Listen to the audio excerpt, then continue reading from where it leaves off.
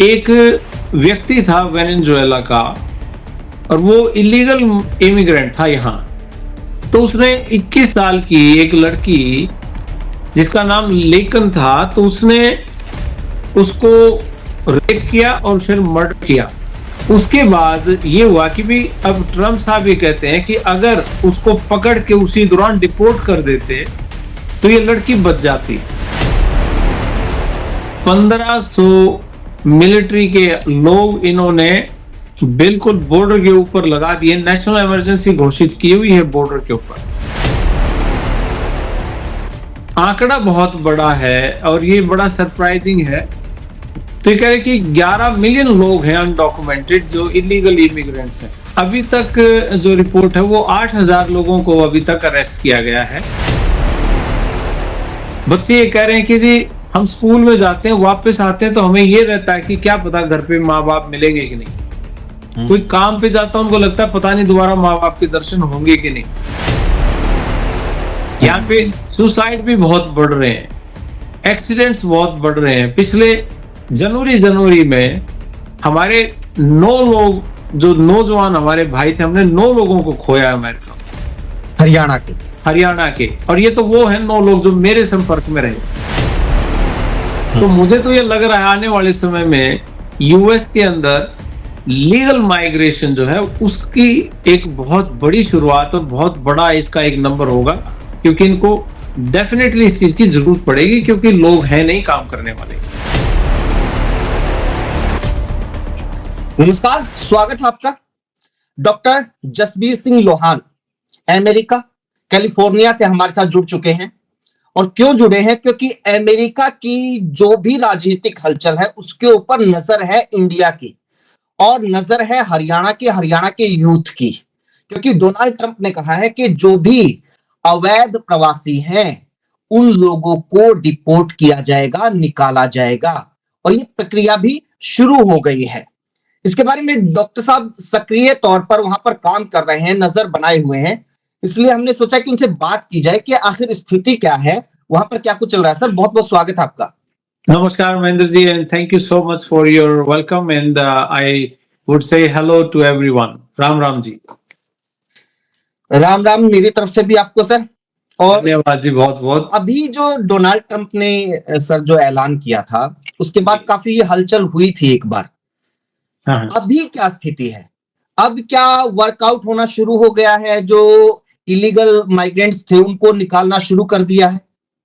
जी, अभी तक जो रिपोर्ट है वो 8000 लोगों को अभी तक अरेस्ट किया गया है, और जिनमें उन्होंने मतलब बहुत ज्यादा फ्लाइट्स अभी गई नहीं है, डिपोर्ट नहीं किए हैं, लेकिन अरेस्ट 8000 के आसपास हुए हैं अभी तक।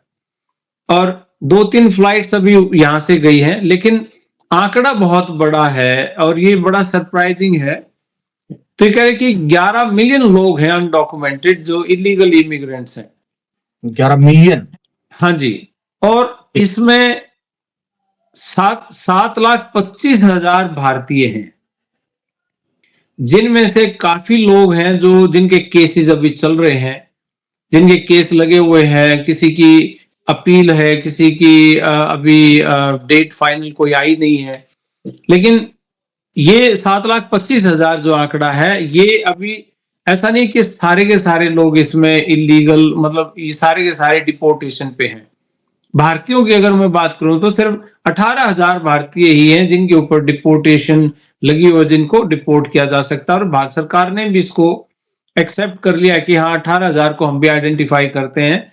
बाकी के जो लोग हैं उन वो हैं जिनके केस अभी चल रहे हैं, जो असाइलम कोर्ट में केस चल रहे हैं, इनके इस तरह के हैं।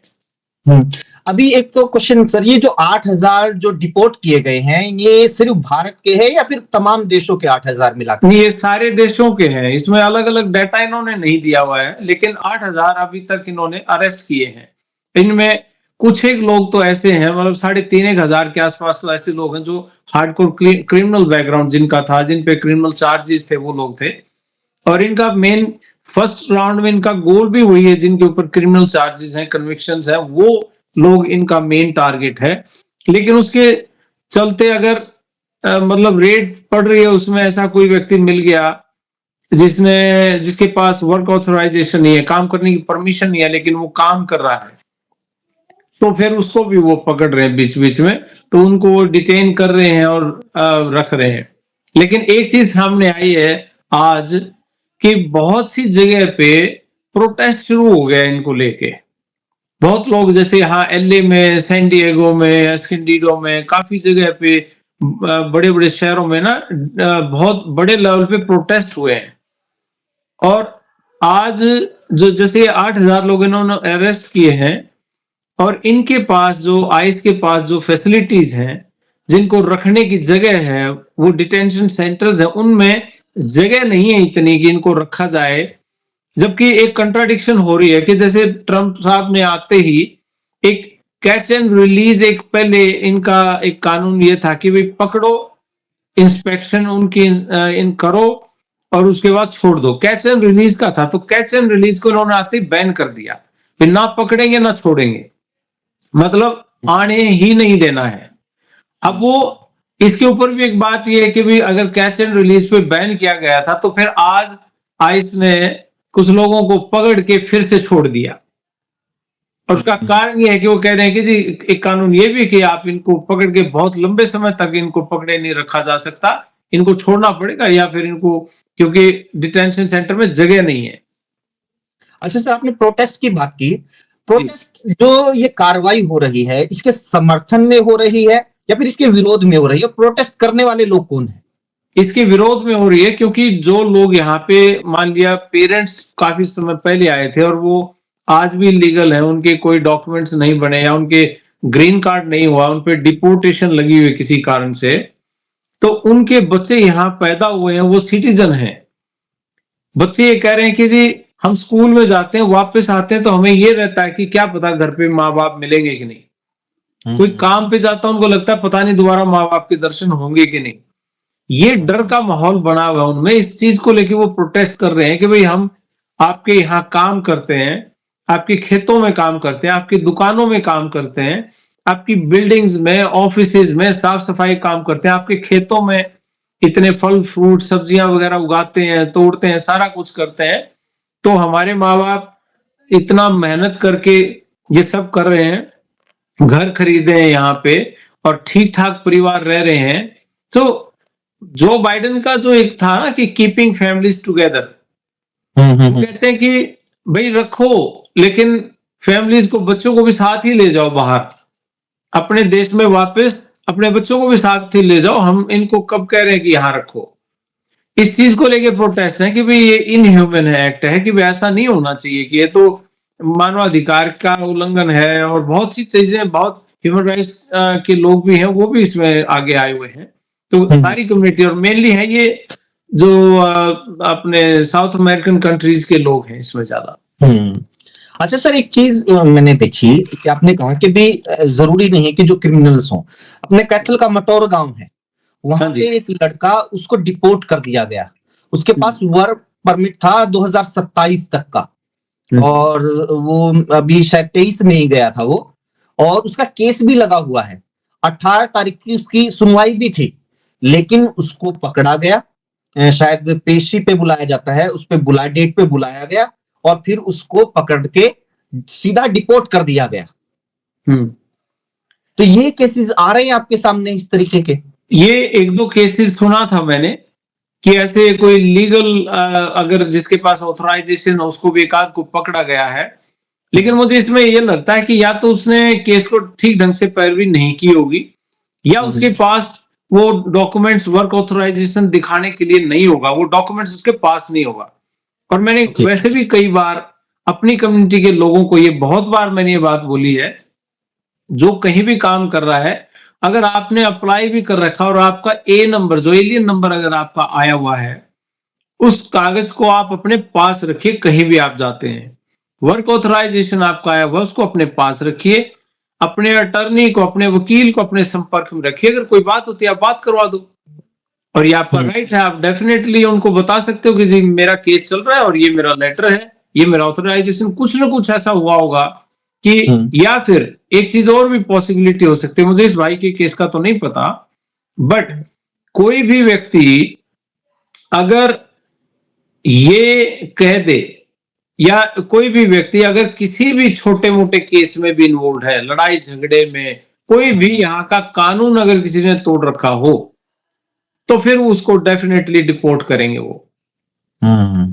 तो यही उसकी बातों से मुझे एक और पता चला कि जी। अब क्या है कि जो लोकल हैं, जो अमेरिकन्स हैं, जी, वो लोग शिकायत करने लगे हैं कि जी हमारे पड़ोस में देखो ये इलीगल माइग्रेंट्स रहते हैं। अब जो देखो दूसरी कम्युनिटी के कहीं भी लोग रहते हैं ना, तो एक रहता है, क्लैश हो जी। जाता है और कुछ लोगों को चिढ़ भी होने लग जाती है जब एक ग्रुप साथ में रहता है। और हरियाणा वालों का ये भी रहता है कि भी थोड़े से लाउड हैं बोलने में। तो अब वो जो लोकल है वो शिकायत करने लगे हैं। उसने ये भी कहा, ये सबसे बड़ा डर है। देखिए, ये आप बिल्कुल सही कह रहे हो और ये बात पहले भी कई बार हुई है और मैंने एक बार यहाँ हमारी ना बहुत बड़ी कम्युनिटी है कैलिफोर्निया में, फ्रेस्नो में। वहाँ पे स्पेशली एक बार मैंने पुलिस चीफ को बुला के उनके सामने हमारे कम से कम 550 लोगों को इकट्ठा करके उनके सामने उनको ये कहा था कि जी हमारे लोग दिल के अच्छे हैं, लेकिन हमारी जुबान थोड़ी-सी कड़वी है। हम ओके। ऊँची आवाज़ में बात करते हैं, तो इसका गलत मतलब ना निकाला जाए कि हम गुस्से में हैं, तो ये मिसअंडरस्टैंडिंग ना हो। इस बात के लिए मैंने वहाँ पुलिस चीफ के सामने रखी थी ये सारी बातें, हमारा बिहेवियर, हमारी कम्युनिटी किस तरह की है, ताकि गलत मैसेज ना जाए। दूसरा, कई बार ऐसा होता है कि भई मान लिया किसी का ग्रीन कार्ड अप्रूव हुआ हो या किसी ने ट्रक का लाइसेंस लिया हो या किसी का जन्मदिन हो, तो वहाँ पे हम लाउड होते हैं। कई बार पार्टी कर रखी होती है बच्चों ने, तो उसमें लाउड हो जाते हैं, तो पड़ोसी डिस्टर्बेंस फील करते हैं और वो पुलिस को भी कॉल कर देते हैं कई बार कि हमें लगता है हमारे पड़ोस में लड़ाई हो रही है, तो वो 911 कॉल कर देते हैं।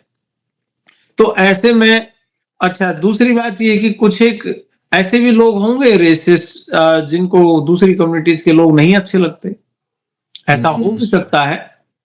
बट आज का माहौल ये है कि हम सबको ही बहुत ध्यान से रहना चाहिए कि किसी भी तरीके से हम कोई गलती ना करें कि जैसे कोई किसी के घर से आ रहा है और वहां पे आपने ड्रिंक कर ली, तो आप ड्रिंक करके गाड़ी चला रहे हैं और ये सोच के कि ये बस 2 माइल ही तो जाना है, 1 किलोमीटर ही तो जाना है, 2 किलोमीटर जाना है और आपके मेन रोड पे नहीं जाएंगे, हम अंदर की गलियों से जाएंगे। लेकिन कहीं भी कुछ भी पॉसिबल है और आपको इन सब चीजों से बचने की जरूरत है, क्योंकि कोई बहाना नहीं चाहिए उनको देना कि वो हमें पकड़े और डिटेन करें।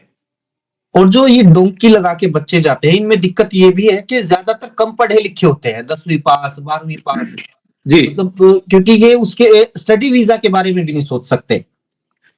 देखिए ये भी बात आपने बहुत अच्छी कही कि अगर कम पढ़े लिखे हैं तो उनकी एक समस्या ये रहती है कि आप एक किसी की बात अगर आपने सुन ली, आप उसको वेरीफाई नहीं करते, उसी पे भरोसा करके आगे ट्रांसफर करते रहते हो। अगर वो ट्रांसफर ऑफ लर्निंग जो है वो आपकी इस तरीके से चलती है कि अगर आपने एक व्यक्ति ने गलत इंफॉर्मेशन कोई पास करी, तो आगे की आगे वो गलत ही फैलती रहती है, आप उसको वेरीफाई नहीं करते हो। यूट्यूब पे या सोशल मीडिया के किसी भी प्लेटफॉर्म पे आपको कोई एक जानकारी मिली, उसी को सच्ची मान के आपने आगे ट्रांसफर कर दी। अब इसी वजह से मैं इतने दिन से एक ही प्रयास में लगा हुआ हूं कि कोई भी व्यक्ति, कोई भाई हमारा गलत जानकारी लेके स्ट्रेस में आके कोई गलत कदम ना उठा ले, क्योंकि बहुत पैसे 50-50 लाख रुपए दे के आए हुए हैं लोग और वो अननेसेसरी बेवजह इतना डर मन में पैदा हो जाए, कोई बच्चा डिप्रेशन में चला जाए। यहाँ पे सुसाइड भी बहुत बढ़ रहे हैं, एक्सीडेंट्स बहुत बढ़ रहे हैं। पिछले जनवरी में हमारे 9 लोग, जो नौजवान हमारे भाई थे, हमने 9 लोगों को खोया अमेरिका में, हरियाणा के, और ये तो वो हैं 9 लोग जो मेरे संपर्क में रहे। तो जिनमें 4 लोगों की तो डेड बॉडी हमने भेजी है, 1-2 का दाह संस्कार यहाँ भी हुआ है, एक बल्कि कल भी जा रहा है। हमारे यहाँ कैथल के पास गांव है, उस गांव का है वो लड़का, अपना कृष्ण सैनी, उसकी बॉडी कल जाएगी। एक पिछले हफ्ते मुंदड़ी गांव है कैथल के पास, उस गांव का लड़का था, वो 3-4 दिन पहले भेजा था। तो स्ट्रेस इतना बढ़ रहा है, डिप्रेशन बढ़ रहा है, इन सारी चीजों के चलते हमें इस बात का रहता है कि कहीं ऐसा कोई हादसा कहीं ना हो जाए, कोई आदमी गलत इंफॉर्मेशन के चक्कर में डिप्रेशन में चला जाए, तनाव में चला जाए, अगर मुझे पकड़ लिया तो मैं क्या करूंगा, मेरे घर पे क्या रहेगा, इतने पैसे कहाँ से उतारेंगे, वो फियर जो है वो तंग करना है। इसलिए इसके लिए इम्पोर्टेंट है कि जैसे आप जैसे चैनलों के माध्यम से लोगों के तक ये बात पहुंचे, लाखों लोगों तक, कि उनको ये जागरूकता है इस बात के लिए कि कौन पकड़ा जाएगा, कि जिसके पास सारी चीजें हैं, मेरा केस लगा हुआ है और मेरे पास एलियन नंबर है, मेरा वकील मेरी पैरवी कर रहा है, तो आपको थोड़ा कोई कुछ कहेगा। हाँ, आपके पास अगर काम की परमिशन नहीं आई है अभी तक, फिर आप काम पे मत जाइए, फिर आप छोड़ दीजिए काम, घर बैठिए जब तक मामला शांत नहीं होता। आपके पास वर्क ऑथराइजेशन है तो उसके बाद आप काम कर सकते हो, आपको कोई कुछ नहीं कहेगा। अच्छा सर, अभी सख्ती या जो कार्रवाई हो रही है वो कौन कौन से स्टेट है या कौन से शहर हैं जहां पर ज्यादा अलर्ट रहने की जरूरत है? देखिए, वैसे तो पूरा अमेरिका ही है, लेकिन mainly California, Chicago, New York, Philadelphia, Florida, ये मेन है। सो वैसे जो छोटे मोटे इंस्टांसेस तो हर जगह से ही आ रहे हैं, बट मेनली ये स्टेट्स हैं। और हम तो सिर्फ भारतीयों की सोच रहे हैं, लेकिन हमारे से तो कई गुना ज्यादा बड़ा नंबर है इनका, जो ये साल्वाडोर है, मैक्सिको है। हम तीसरे नंबर पे हैं, जो सबसे ज्यादा अनडॉक्यूमेंटेड, हमारे 7,25,000 लोग हैं। हमारे से पहले मैक्सिको नंबर 1 पे, एल साल्वाडोर नंबर 2 पे और तीसरे नंबर पे भारतीय हैं। तो लेकिन हमारा मेन बेस जो भारतीयों का, तो ये कैलिफोर्निया और न्यूयॉर्क, यही मेन है। कुछ लोग हमारे इंडियाना में भी हैं, बट कैलिफोर्निया गढ़ है जी। जी हाँ, तो और ये किस स्टेट के सबसे ज्यादा है सर, या हरियाणा कौन से नंबर पे आता है अगर इलीगल माइग्रेंट्स की बात की जाए तो? मेरे हिसाब से कैलिफोर्निया है जी। नहीं, कैलिफोर्निया में हरियाणा हमारे के लोग, कौन हरियाणा से के स्टेट के, सबसे ज्यादा, इंडिया में से कौन से स्टेट के सबसे ज्यादा है? आई थिंक पहले पंजाब के लोग बहुत होते थे और गुजरात के लोग बहुत होते थे। अब मेरे ख्याल से हरियाणा नंबर 1 पे है। पहले पंजाब होता था, फिर गुजरात, गुजरात, हरियाणा नंबर 1 अब पे। हरियाणा। हाँ, लेकिन और ज्यादातर भी कैथल से जो इस तरफ के डिस्ट्रिक्ट है हमारे, कैथल, कुरुक्षेत्र, अंबाला, करनाल, इनमें तो ये हो गया सर, गांव के गांव खाली होने लग गए। गांव के गांव खाली हुए हैं। मटोर के बता रहे हैं कि शायद 500 से ज्यादा बच्चे हैं सिर्फ एक गांव के। बड़े बड़े गांव है जी, वहां एर पुराना गांव बताते हैं, कोई यूथ रहा नहीं वहां, सारे बाहर आ गए। ऐसे ऐसे ऐसे गांव के नाम है, गोगड़ीपुर है, कम से कम भी 200-250 परिवार तो एक ही शहर में रहते हैं। तो ऐसे बहुत है, लेकिन ये सही कहा आपने, पानीपत, करनाल, कुरुक्षेत्र, पेहवा, कैथल, ये एरिया इसकी भरमार है। अब ये जींद है, वो भी लोग बहुत पहुंच गए। लेकिन हरियाणा का व्यक्ति विदेशों में 2015 और 17 के बाद तो बहुत ज्यादा आया है, बहुत ज्यादा। उससे पहले नहीं होते थे। तो उससे पहले यहाँ जैसे पंजाबी लोग थे वो बहुत ज्यादा थे, तो अब हमारे लोग आए हैं। लेकिन यही है कि एक जागरूकता की बात है कि जो लोग ठीक रास्ते से भी आ सकते थे, दुख की बात यह है जो पढ़े लिखे बच्चे, मास्टर डिग्री किए हुए, बैचलर डिग्री किए हुए बच्चों को भी मैक्सिको के रास्ते से आना पड़ा। ये दुख की बात है, क्योंकि उनको ये जागरूकता इस बात की नहीं थी। वहां 50 लाख रुपए देके आप सीधे रास्ते से आ जाते, स्टूडेंट वीजा पे आ जाते, आपको कोई दिक्कत नहीं थी। यहाँ हमने 1-1 लाख रुपए में अमेरिका में उतार दिए बच्चे। 400 से भी ज्यादा बच्चे स्टूडेंट वीजा पे अमेरिका में हमने उतारे हैं पिछले 1.5 साल में। Very good. अच्छा सर, अभी जो बच्चे आना चाहते हैं, देखो दोनों रास्तों से, कुछ तो स्टडी वीजा के जरिए कोशिश कर ही रहे होंगे, लेकिन बहुत सारे बच्चे, उनसे कहीं ज्यादा बच्चे ऐसे हैं जो अभी भी डोंकी रूट की कोशिश कर रहे हैं। उनके लिए क्या स्थिति है अब कोई संभावना? नहीं, बिल्कुल भी नहीं। 1500 मिलिट्री के लोग इन्होंने बिल्कुल बॉर्डर के ऊपर लगा दिए, नेशनल इमरजेंसी घोषित की हुई है बॉर्डर के ऊपर।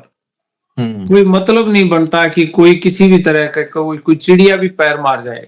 जो अभी तैयारी कर रहे हैं, मैं तो ये कहता हूं, या तो वो टीवी नहीं देखते या कोई वो ये चीजें पढ़ते नहीं है। डेफिनेटली कोई तरीका ही नहीं है।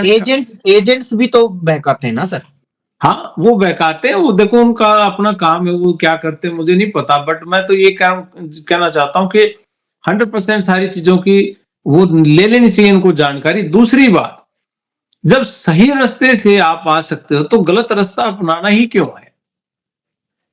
हमने ये छोटा सा इनिशिएटिव लिया था मेरे बड़े भाई रणबीर सिंह लोहान जी ने कि भाई इन बच्चों को सही रास्ते से भेजा जाए, सही गाइड किया जाए, क्योंकि यहाँ एजेंट जो स्टूडेंट वीजा पे भेजने वाले लोग भी 25-25, 30-30 लाख रुपए चार्ज करते थे। हमने उनको इसके कुछ बारे में जो बात करेंगे क्योंकि यारी इंटरनेशनल के बारे में बात करनी है सर। जी एक चीज बताइए कि ये जो अमेरिका में ट्रंप ने नीति बनाई है कि भी हमें अवैध प्रवासी अब नहीं चाहिए है, ये क्यों और इसका अमेरिका को फायदा होगा या नुकसान होगा?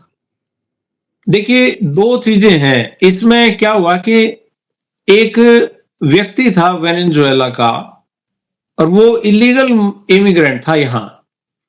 उसने कोई चोरी की न्यूयॉर्क में, उसको थोड़े दिन के लिए पकड़ा, उसके बाद दोबारा छोड़ दिया। फिर उसने दूसरी फिलाडेल्फिया में ऐसी हरकत की, उसको फिर से पकड़ लिया, फिर छोड़ दिया गया। अब तीसरी बार उसका इतना उत्साह बढ़ गया, उसको ये लगने लग गया कि यहाँ तो कोई खास बात नहीं है, पकड़ते हैं फिर छोड़ देते हैं, कोई दिक्कत नहीं है, अंदर जेलें, कोई प्रॉब्लम नहीं है। तो उसने 21 साल की एक लड़की जिसका नाम लेकन था, तो उसने उसको रेप किया और फिर मर्डर किया। सो उसके बाद ये हुआ कि भी अब ट्रंप साहब ये कहते हैं कि अगर उसको पकड़ के उसी दौरान डिपोर्ट कर देते तो ये लड़की बच जाती।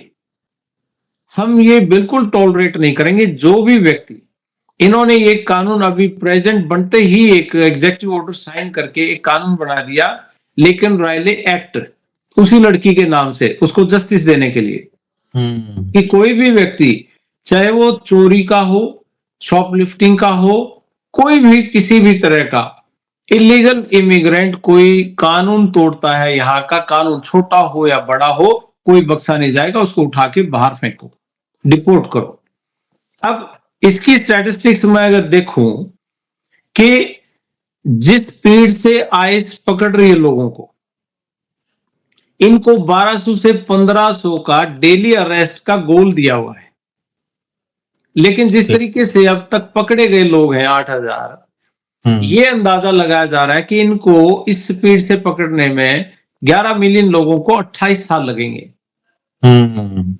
और जिनके ऊपर क्रिमिनल चार्जेस हैं और जिनकी डिपोर्टेशन ऑलरेडी लगी हुई है, वो 14 लाख लोग हैं। और 14 लाख लोगों में से 40,000 ऐसे हैं जो इनकी कस्टडी में है अभी। अगर 14 लाख लोगों को भी ये भेजने लगेंगे तो इस पे कम से कम भी 5,000 फ्लाइट्स लगेंगी, और इस पे जो खर्चा है वो कम से कम भी $80 बिलियन का खर्चे का एस्टिमेट है। 80 बिलियन। लेकिन वो ये कह रहे हैं, अब 80 बिलियन मैं आपको बताऊं, एक मिलियन में 8.5 करोड़ है जी। हाँ जी। 1000 करोड़, 1000 मिलियन में 1 बिलियन है, और 80 बिलियन कितना बड़ा नंबर है, कितने पैसे हो सकते हैं आप सोच के देखिए। इतना खर्चा सिर्फ इनको डिपोर्ट करने में आएगा, और ये कह रहे हैं कि हमें मंजूर है, कोई दिक्कत नहीं है, लेकिन इनको बाहर निकालो। लेकिन दूसरी बात जो आपने पूछा सवाल, बहुत ही अच्छा सवाल था कि इसका नुकसान क्या होगा। इसका नुकसान ये देखने को मिल रहा है अभी से, इसका इंपैक्ट देखने को ये मिल रहा है कि जैसे धरपकड़ शुरू हुई, खेतों में काम करने वाली लेबर में 70% लोगों ने काम पे जाना छोड़ दिया डर के मारे। और हार्वेस्टिंग सीजन चल रहा है, यहाँ संतरे की तुड़ाई चल रही है, सब्जियों की तुड़ाई हर रोज होती है। तो अब उसमें कई लोगों ने, मतलब कई जो कंपनियां हैं, बड़ी बड़ी कंपनियां हैं, उन्होंने चिट्ठी लिखी है प्रेसिडेंट को कि जी इस बारे में विचार किया जाए, और मारे जाएंगे जब खाना ही नहीं होगा खेतों से, अगर फसल नहीं आएगी, मार्केट में नहीं जाएगी, तो क्या हाल होगा। सो यहाँ ऑक्सफोर्ड के जो इकोनॉमिस्ट हैं, उन लोगों का ये कहना है कि जी 9% महंगाई बढ़ जाएगी, 9% दाम बढ़ जाएंगे।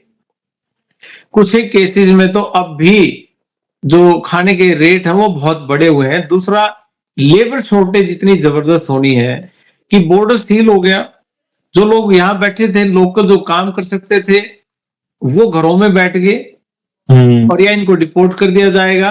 तो यहाँ काम कौन करेगा? और काम अगर यहाँ के अमेरिकन बोर्न लोगों से, जो यहाँ के पैदाइशी हैं, अगर उन लोगों से करवाते हैं तो वो उनकी लेबर बहुत महंगी है, बहुत महंगी लेबर पड़ेगी। हाँ, रूटीन में अगर $18-20 अगर किसी को मिलते हैं, हमारा व्यक्ति तो यहाँ $10 में भी काम कर रहा है, लेकिन ये काम नहीं करेंगे क्योंकि काफी समय से आउट ऑफ वर्क है, इनको मतलब आदत नहीं रही है। तो ये शॉर्टेज तो होनी है, तो इसका तो इकोनॉमी पे बहुत गहरा असर पड़ने वाला है। जी, लगता है कि बैकफुट लेंगे ट्रंप, या फिर अड़ियल रवैया जैसा उनका है वो खींच के ले जाएंगे, या मतलब ये जो कॉन्सिक्वेंसेस होंगी इसके लिए वो प्रिपेयर होंगे?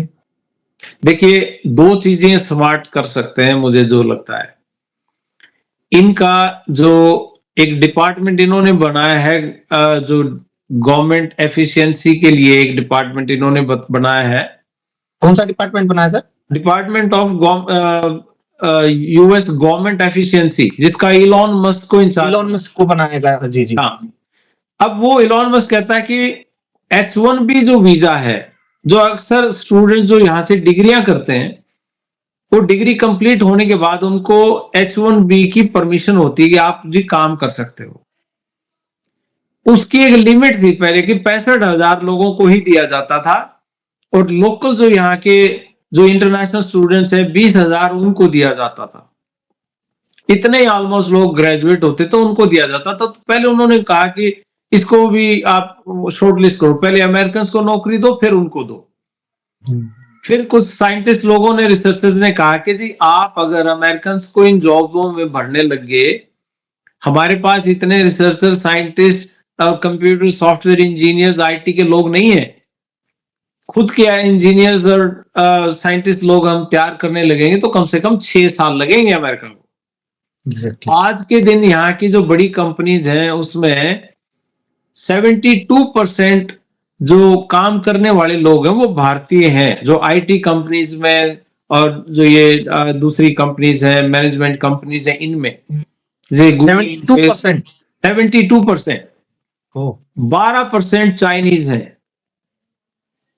अब इतना बड़ा आंकड़ा, और इनको H1B मान लिया रिन्यू ना करे,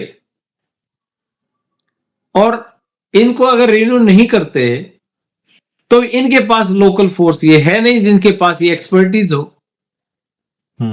अगर लो स्किल, लोअर लेवल स्किल अगर किसी के उसको एम्प्लॉय करें तो ये कंपनियां नहीं चलती, और इनको हायर करें तो H1B को देना पड़ेगा। तो इलॉन मस्क ने इनको एक सलाह दी है कि आप बजाय इस पे कैप लगाने के कि जी इतने ही देंगे, लिमिट कर रहे हो, आप इसको ओपन कर दो।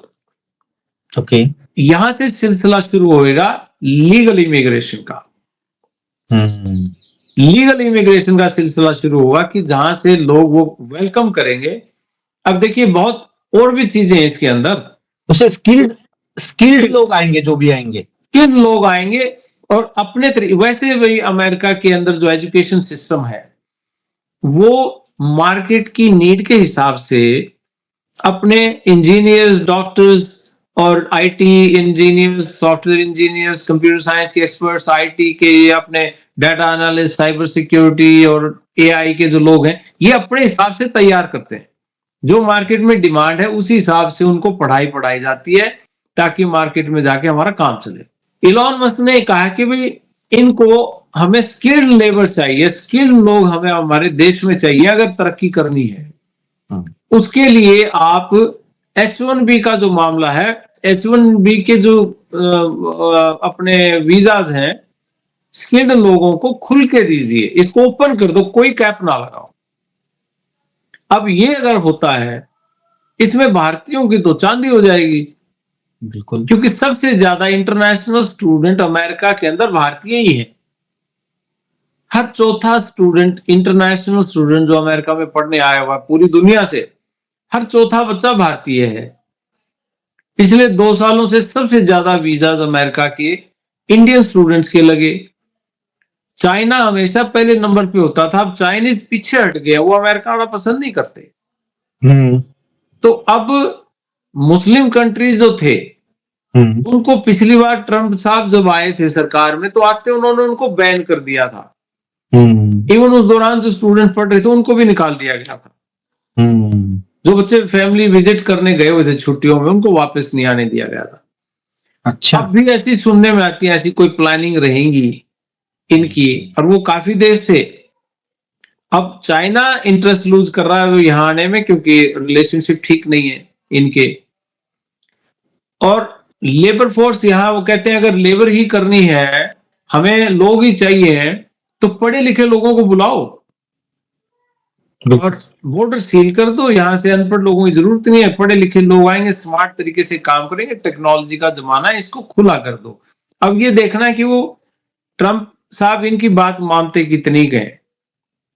तो मुझे तो ये लग रहा है आने वाले समय में यूएस के अंदर लीगल माइग्रेशन जो है उसकी एक बहुत बड़ी शुरुआत और बहुत बड़ा इसका एक नंबर होगा, क्योंकि इनको डेफिनेटली इस चीज की जरूरत पड़ेगी क्योंकि लोग हैं नहीं काम करने वाले। बहुत बहुत शुक्रिया सर वक्त देने के लिए। धन्यवाद जी, बहुत बहुत। हाँ, आपके सभी श्रोताओं को मेरी नमस्ते, राम राम। राम राम सर।